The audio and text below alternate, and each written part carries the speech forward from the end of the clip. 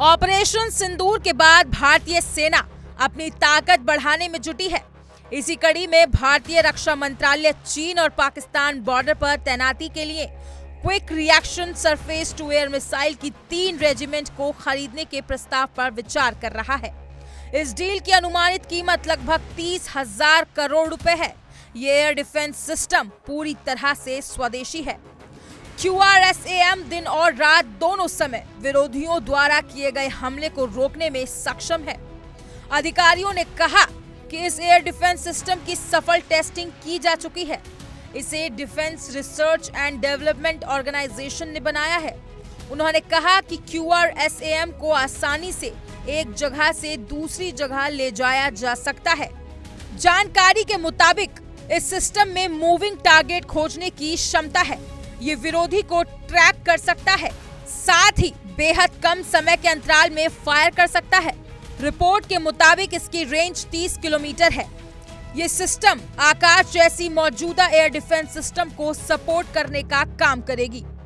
भारत के पास अभी आकाश तीर, S-400 सिस्टम और आयरन ड्रोन जैसे एयर डिफेंस सिस्टम मौजूद हैं। इन्होंने 7 से 10 मई के दौरान ऑपरेशन सिंदूर के समय भारतीय एयर डिफेंस सिस्टम को अभेद किला बनाकर रखा था। मॉडर्न वॉरफेयर को देखते हुए DRDO बहुत कम दूरी की एयर डिफेंस सिस्टम भी तैयार कर रहा है, जिसकी रेंज 6 किलोमीटर है।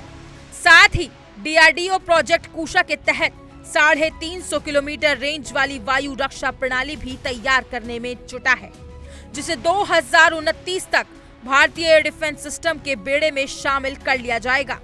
तुर्की और चीनी ड्रोन से निपटने के लिए भारतीय सेना को नए रडार, जैमर और लेजर आधारित प्रणालियां भी उपलब्ध कराई जा रही हैं। भारत के स्वदेशी एयर डिफेंस सिस्टम को खरीदने में दुनिया के कई देश अब दिलचस्पी दिखाने लगे हैं। चीन को फूटी आंख नहीं सुहाने वाला ताइवान ने भारत से D4S खरीदने के लिए संपर्क किया है। DRDO ने भारत के स्वदेशी ड्रोन डिटेक्ट, डिटर और डिस्ट्रॉय सिस्टम D4S विकसित किया है। D4S दुश्मन के ड्रोन को बेअसर करने के लिए सॉफ्ट किल और हार्ड किल का उपयोग करता है। D4S ने ऑपरेशन सिंदूर के दौरान पाकिस्तान ड्रोन अटैक को पूरी तरह से नाकाम कर दिया था, जिसके बाद पाकिस्तान नेस्तनाबूद होता हुआ नजर आया। फिलहाल इस खबर में इतना ही। अपनी राय कमेंट सेक्शन में जरूर साझा करें और ऐसे ही तमाम हर बड़ी अपडेट के लिए इंडिया डेली को सब्सक्राइब करना ना भूलें।